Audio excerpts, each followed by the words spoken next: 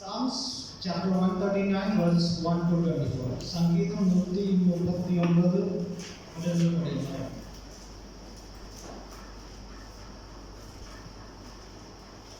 O Lord, you have searched me and known me. என் உட்கார்தலையும் என் எழுந்திருத்தலையும் நீர் அறிந்திருக்கிறீர். என் நினைவுகளை தூரத்தில் இருந்து அறிகிறீர். You comprehend my path and my lying down, and are acquainted with all my ways.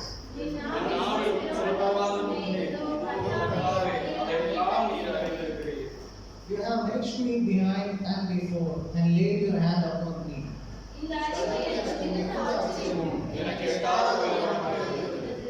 Where can I go from your spirit, or where can I flee from your presence?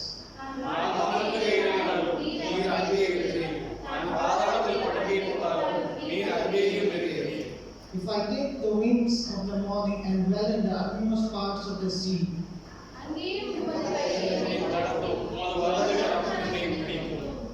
if I say, surely the darkness shall follow me, even the night shall be light about me.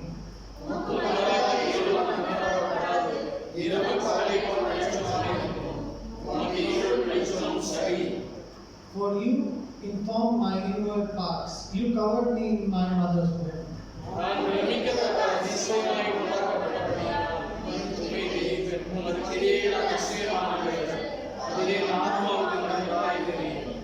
My frame was not hidden from you when I was made in secret and skillfully wrought in the lowest part of the earth.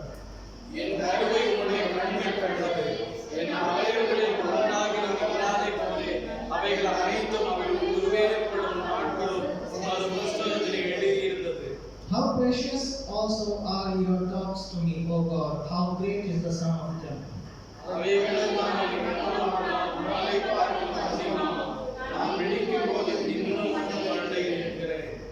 Oh, that you would slay the wicked, O God, depart from me, therefore, you bloodthirsty men.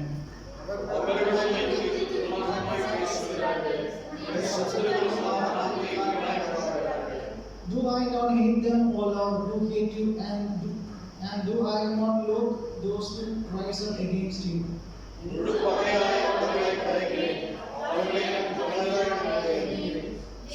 Search me, O God, and know my heart. Try me and know my anxieties.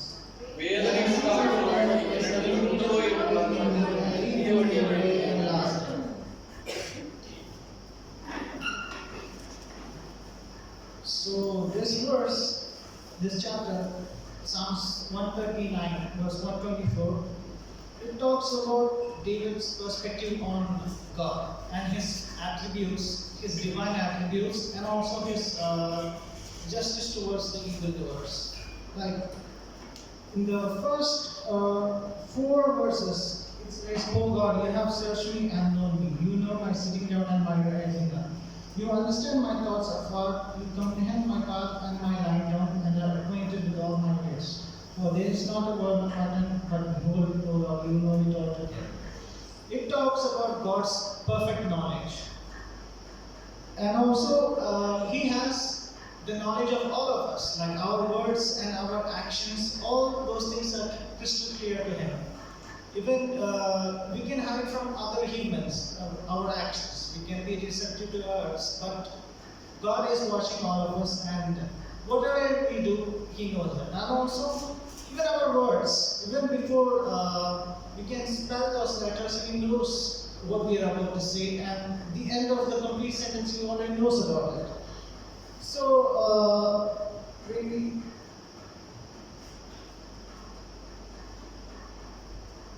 go to the same thing, like about God's infinite knowledge. Verse 5 and 6. You have held me behind and before, and laid your hand upon me. Such knowledge is too wonderful for me, it is high, I cannot attain it. It's one of the ways David is being humble about his own knowledge about God's.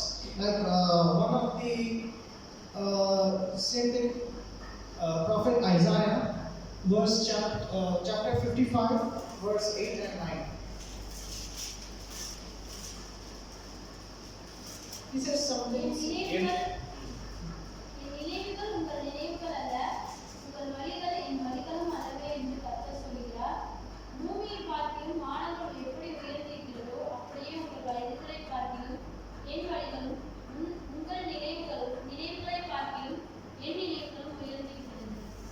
See, in this we can see how God compares His knowledge to ours. Like the heavens, like how the heavens are higher than earth, so are His ways and His thoughts. So that's the comparison which He gives me. So it's like how we tell our kids, we just go to work and we get money, like we get paid. But to our kid, we say in such a way that we don't say we go to the boss, we go to the supervisor, we meet with the clients. We just go. So you can compare in such a way that like how God compares His knowledge to that of ours. So even the next few verses, it talks about His omnipresence, like God is everywhere.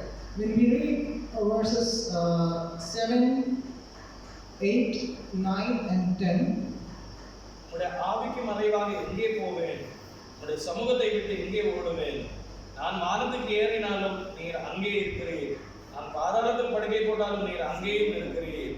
நான் விடிய காலத்து செட்டைகளை எடுத்து சமுத்திரத்தின் கடையாரந்தரங்களிலே போய் தங்கினாலும் அங்கேயும் ஒரு கை என்னை நடத்தும், ஒரு வலது கரம் என்னை பிடிக்கும்.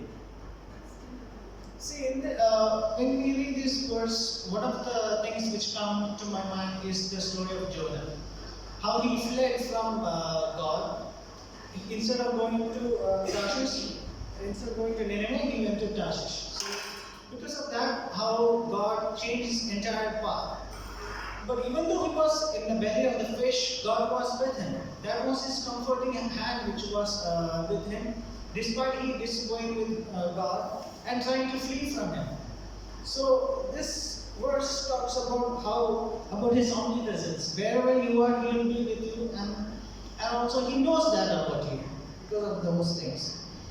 And also, even he did disobey, still God gave him a second chance, Jonah.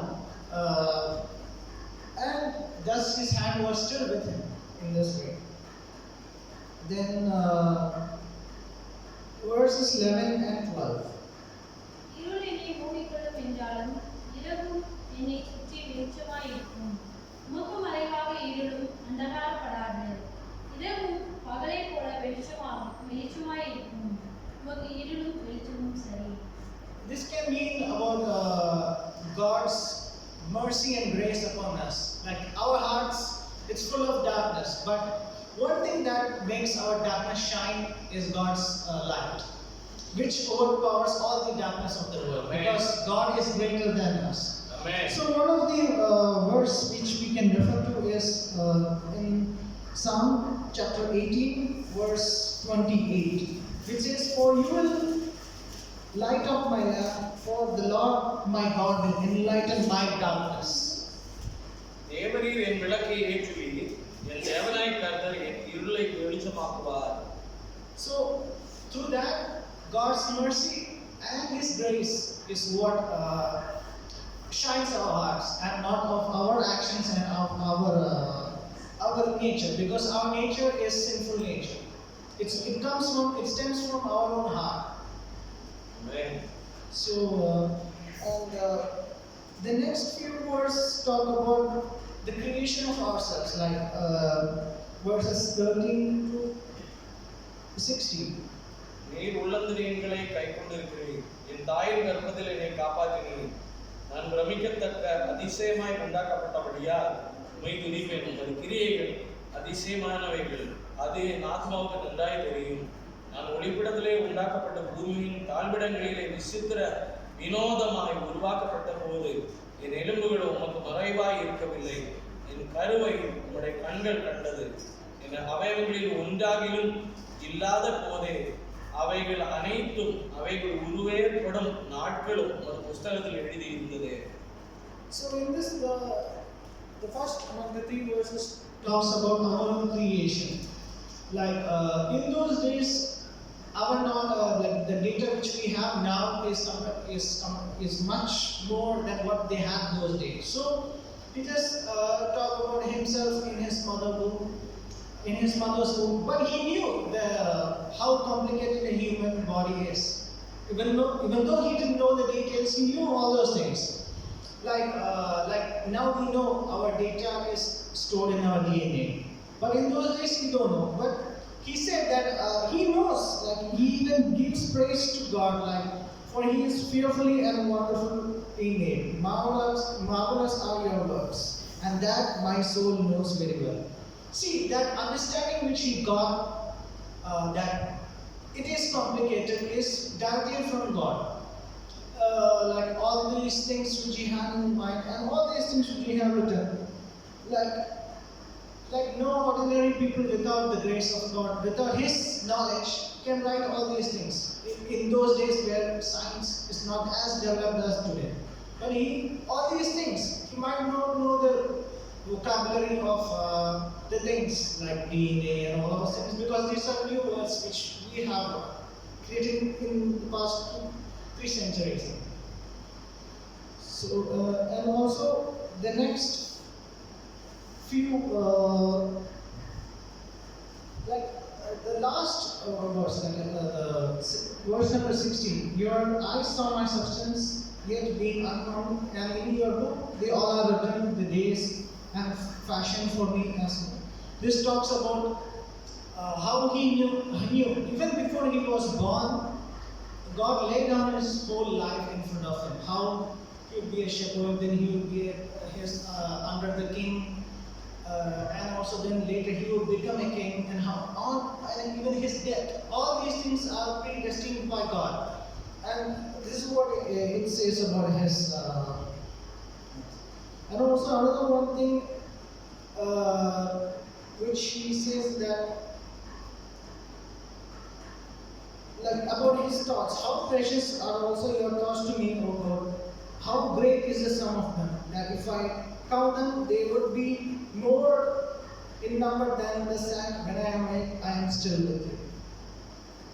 So it talks about God's thoughts on us. Like what we think of ourselves is like, because of our selfish nature, we think of ourselves and what we do. But God thinks of us because He loves us, and He wants to. He truly loves us because of that. He wants to take care of you. Because of that, all these thoughts, and we think ourselves a lot more. But God thinks about each one of us more than what we think of ourselves. So, that's why the knowledge which we have is nothing in front of what God has. And also, His knowledge is not something He learns. He already knows all these things. That's why He is known as He has the perfect knowledge. Because He knows all these things. Even before it happens, He knows. The knowledge which He has is what He has within Himself. And verse number, after this, it talks about the wicked people. That you would sleep, verses 19 to 22. தேவனே நீ துன்மார்க்கனை அடித்தீரானால் நலமாயிருக்கும். இரத்த பிரியரே நீங்கள் என்னை விட்டு அகன்று போங்கள். அவர்கள் உம்மை குறித்து துன்மார்க்கமாய் பேசுகிறார்கள். உம்முடைய சத்துருக்கள் உமது நாமத்தை வீணாய் வழங்குகிறார்கள். கர்த்தாவே உம்மை பயக்கிறவர்களை நான் பகையாமலும் உமக்கு விரோதமாய் எழும்புகிறவர்களை அறிவுறுத்தாமல் இருப்பேனோ? ஒழுப்பகையா அவர்களை பயக்கிறேன். அவளை எனக்கு பகைஞராக எண்ணுகிறேன். When we read this, we think that it is directly contradictory to what Jesus had said in Matthew verse 5, verses 43 and to 45.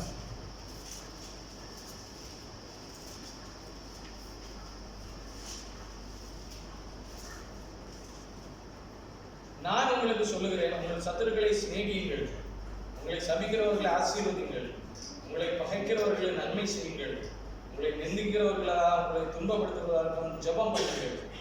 இப்படி செய்வதனால் நீங்கள் பரலோகத்தில் இருக்கிற உங்கள் பிதாவுக்கு புத்திரராய் இருப்பீர்கள்.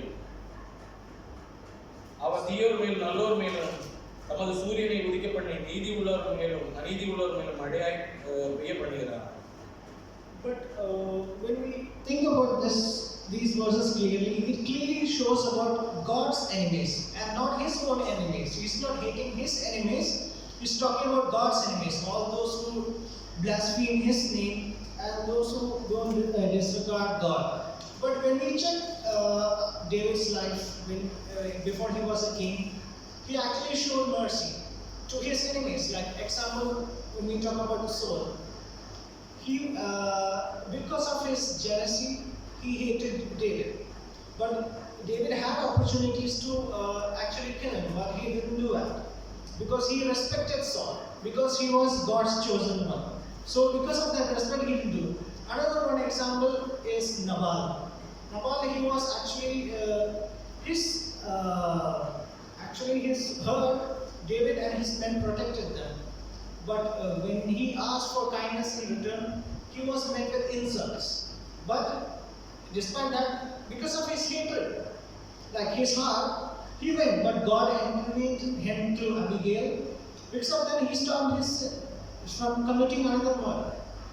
But see, because of his patience and his belief in God, God himself killed him instead of him doing the deed himself. So he was innocent from the bloodshed through that way.